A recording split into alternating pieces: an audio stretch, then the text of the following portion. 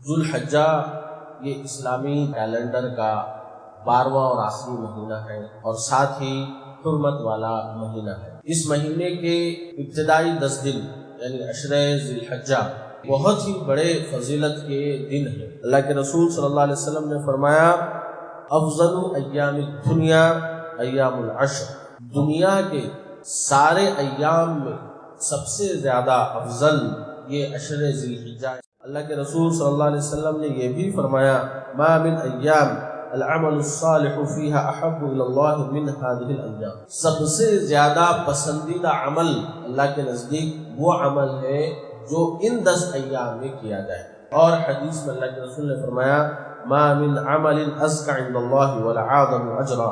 کہ اللہ کے نزدیک سب سے زیادہ پاکیزہ اور سب سے زیادہ اجر والا عمل کوئی ہے تو وہی ہے جو ان 10 دنوں کے اندر یعنی عشرہ ذوالحجہ میں کیے جائے۔ تو ان 3 حدیثوں سے ہمیں اندازہ ہو رہا ہے کہ اللہ کے نزدیک ان 10 دنوں کی کیا اہمیت ہے اور ان 10 دنوں میں جو عمل کیے جاتے ہیں اس کی کیا قدر و منزلت ہے، اجر و ثواب ہے۔ تو یہی وجہ ہے کہ سعید بن جبیر رحمہ اللہ جو تابعی ہیں ان کے تعلق سے آتا ہے کہ عشرہ ذوالحجہ شروع ہو جاتا تو عبادات میں اتنی محنت کرتے کہ ان جیسی عبادت کرنا دوسروں کے لیے مشکل ہو جاتا۔ اللہ رب العالمین قسم کھاتا ہے والفجر ولیال عشر، قسم ہے فجر کی اور قسم ہے 10 راتوں۔ تو جمہور مفسرین کہتے ہیں کہ یہاں جن 10 راتوں کی قسم کھائی گئی ہے عشرہ ذوالحجہ کے راتوں کی قسم کھائی گئی ہے۔ وَيَذْكُرُ اسْمَ اللَّهِ فِي أَيَّامٍ مَعْلُومَاتٍ، اللہ تعالیٰ سورہ حج میں ارشاد فرماتا ہے کہ اس کا ذکر کرو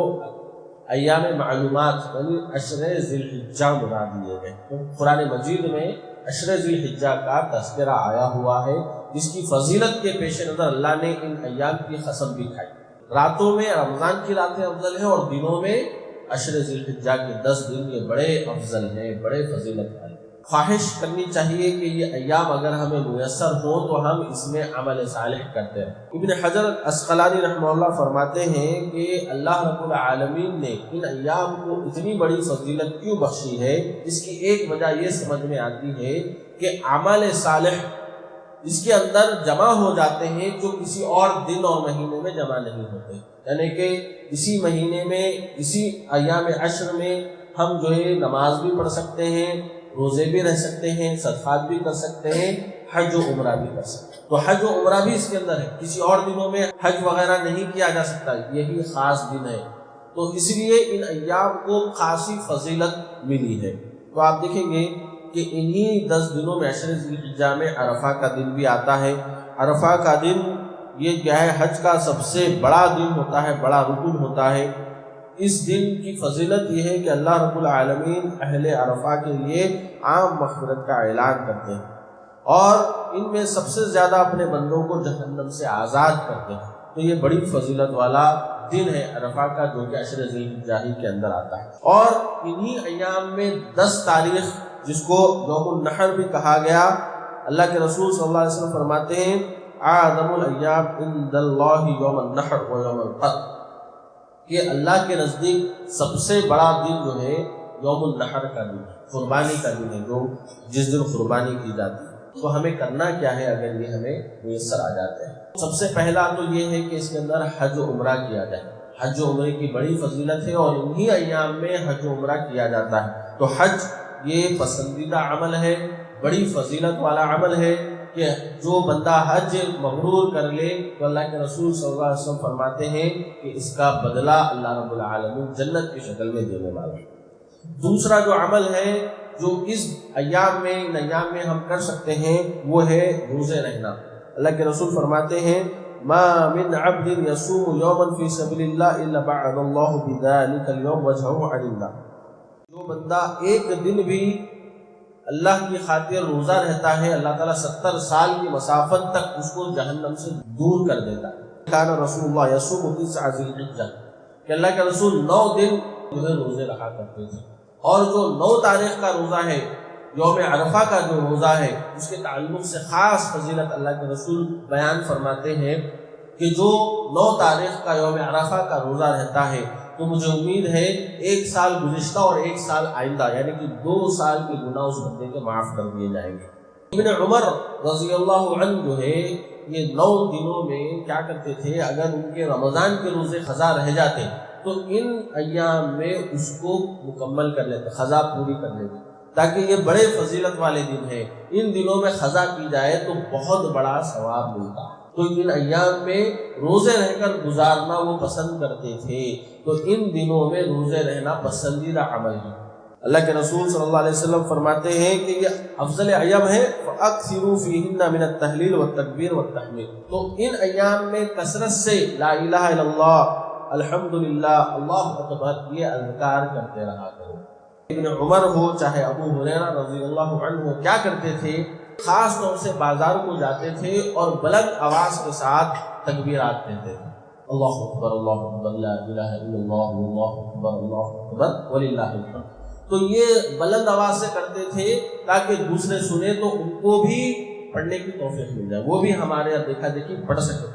تو سب جو ہے تکبیرات کہا کرتے تھے۔ خاص اوقات جو بیان کیے گئے، عرفہ یعنی کہ 9 تاریخ کی فجر سے لے کر ایام تشریق یعنی کہ 13 تاریخ کی عصر کے بعد تک، ہر نماز کے بعد، فرض نماز کے بعد تکبیرات کہنا چاہیے نماز کے بعد، انفرادی طور پر، اجتماعی طور پر نہیں، انفرادی طور پر جو ہے یہ تکبیرات کہنا ہے۔ تو انہی ایام میں ایک خاص عمل جو اللہ تعالیٰ کو سب سے زیادہ پسندیدہ ہے وہ ہے قربانی کرنا۔ 10 تاریخ کو جو ہے قربانی کی جاتی ہے، تو اللہ کے رسول فرماتے ہیں یوم النحر کو سب سے زیادہ پسندیدہ عمل اللہ کے نزدیک وہ ہے قربانی کرنا۔ تو فرمایا اللہ کے رسول صلی اللہ علیہ وسلم سے متعلق حضرت ابن عمر رضی اللہ عنہ نے، قام رسول اللہ المدینہ 10 سنین یضحی کل سنہ، کہ 10 سال مدینہ میں قیام فرمایا تو 10 سال بلا ناغہ اللہ کے رسول صلی اللہ علیہ وسلم قربانی کیا کرتے تھے۔ تو یہ سنت ہے اللہ کے رسول صلی اللہ علیہ وسلم کی قربانی کرنا، تو ہر سال اللہ کے رسول صلی اللہ علیہ وسلم قربانی کیا کرتے تھے، اور جو آخری سال تھا جب اللہ کے رسول حج بھی فرمائے تو اس وقت اللہ کے رسول نے جو قربانی فرمائی 100 اونٹوں کی قربانی، ہر سال اللہ کے رسول 2 مینڈھے جو ہے قربان کیا کرتے تھے، لیکن جب آخری سال تھا اور جب حج کیا اللہ کے رسول نے اس وقت 100 اونٹ اللہ کے رسول قربانی دیے۔ بعد والوں نے ابن عمر رضی اللہ عنہ سے سوال کیا کیا قربانی کرنا واجب ہے؟ تو انہوں نے جواب دیا ضحى رسول اللہ والمسلمون، اللہ کے رسول قربانی کیا کرتے تھے، مسلمان قربانی کیا کرتے تھے۔ تو پھر وہ سوال دہرایا کیا قربانی کرنا واجب ہے؟ تو انہوں نے یہی جواب دیا کیا تم عقل نہیں رکھتے، میں کہہ رہا ہوں کہ اللہ کے رسول قربانی کیا کرتے تھے اور مسلمان یعنی صحابہ قربانی دیا کرتے تھے، اتنا جواب کافی نہیں ہے؟ یعنی کہ صحابہ جو ہے ایسے تھے کہ اللہ کے رسول کو جو بھی کرتے ہوئے دیکھتے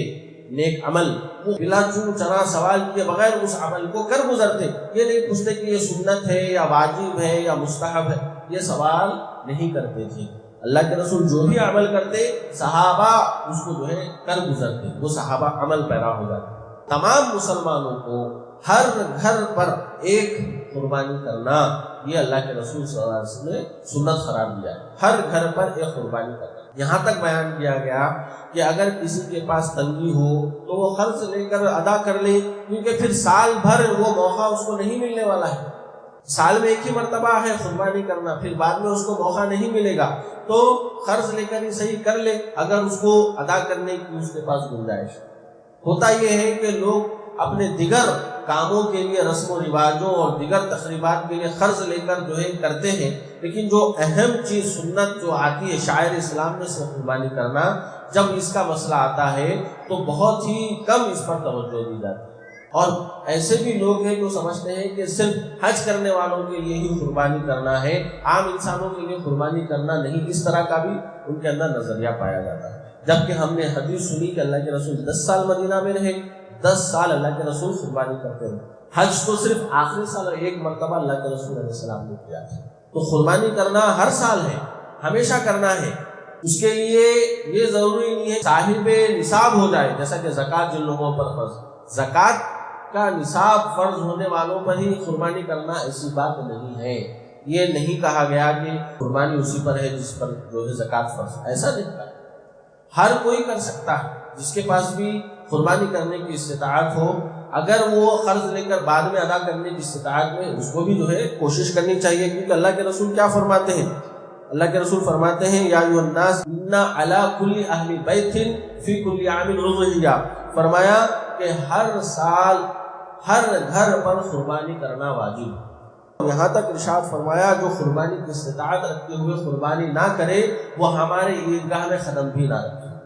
تو اتنا سختی سے اللہ کے رسول علیہ السلام نے تاکید فرمائی تاکہ کوئی ہلکے میں نہ لے لے، کوئی قربانی کرنا نہ چھوڑ دے۔ قربانی کا گوشت یا جو ہے خون اللہ کو نہیں پہنچتا، یہ تو ہم اپنے لیے اور اپنے بھائیوں کے لیے جو ہے گوشت وغیرہ کا انتظام کرتے ہیں، لیکن اس کے باوجود اس پر اللہ تعالیٰ ثواب دے گا۔ یہ ہم کھا رہے ہیں قربانی کر کے، یا ہم اپنے آس پڑوس کو کھلا رہے ہیں یا دوست احباب کو کھلا رہے ہیں، لیکن اس پر بھی اللہ تعالیٰ ثواب دے رہا ہے۔ ایک مسئلہ یہ ہے کہ قربانی کا ارادہ کرنے والا ذو الحجہ کا مہینہ شروع ہو جائے تو اپنے بال اور ناخن نہ کاٹے، تو یہ ایک ہی فرق پر ہے جو مسئول ہے، جو ذمہ دار ہے، اس کے لیے اس کی فیملی والے بال اور ناخن کاٹ سکتے ہیں، ان کے لیے منع نہیں ہے راجح قول کے مطابق۔ دوسری چیز یہ کہ قربانی جو ہے بہیمۃ الانعام یعنی کہ گائے ہے یا پھر اونٹ ہے یا بھیڑ ہے یا بکری ہے، ان کی جنس سے ہی قربانی کی جا سکتی ہے۔ تیسرا مسئلہ یہ ہے کہ جانور کا عیبوں سے پاک ہونا ضروری ہے۔ 4 بڑے عیب ہیں: لنگڑا جس کا لنگڑا پن ظاہر ہو جائے، بھینگا جس کا بھینگا پن ظاہر ہو جائے، اتنا لاغر اور کمزور کہ اس کا ہڈیوں میں گودا نہ ہو، ایسا جانور بھی نہ ہو، اور ایسا جانور بھی نہ ہو جو بیمار ہے، بیمار حال ہے۔ تو یہ 4 بڑے جو ہے عیب ہے، ان کی قربانی نہیں دی جا سکتی۔ اسی طرح سنگ کٹا ہوا یا کان کٹا ہوا، ان کی بھی قربانی۔ جانور کا موٹا تازہ ہونا، 2 دانتا ہونا ضروری ہے۔ مسنہ کہا گیا 2 دانتا۔ 2 دانتا مطلب یہ ہے کہ بچپن میں ہی دانت آ جاتے ہیں، دودھ کے دانت، وہ دودھ کے دانت جھڑ کے بڑے ہونے کے 2 دانت کم از کم آ جانا۔ بچپن کے سفید دانت ہوتے ہیں، گائے میں بکرے میں سب جگہ پر سفید دانت ہوتے ہیں، برابر جمے ہوئے، تو وہ دانت 2 کم از کم ٹوٹ کے اس کی جگہ پر 2 دانت آنا۔ تو دودھ کے چھوٹے چھوٹے دانت رہتے ہیں، جب بڑے دانت آتے ہیں تو وہ اتنے سفید نہیں رہتے، تو وہ بڑے دانت آنے پر وہ مسنہ کہلاتا ہے۔ تو یہ مسنہ یعنی کہ 2 دانتوں والا جانور، اس کی قربانی دی جانی چاہیے۔ یعنی کہ آپ بیل چھوٹا سا لا کے ذبح کر دیں گے تو قبول نہیں ہوگا،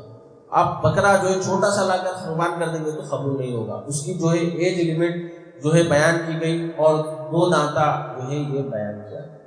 1 سال کا یہ ہو، 2-3 سال کا وہ ہو، 5 سال کا اونٹ ہو، تو اس طرح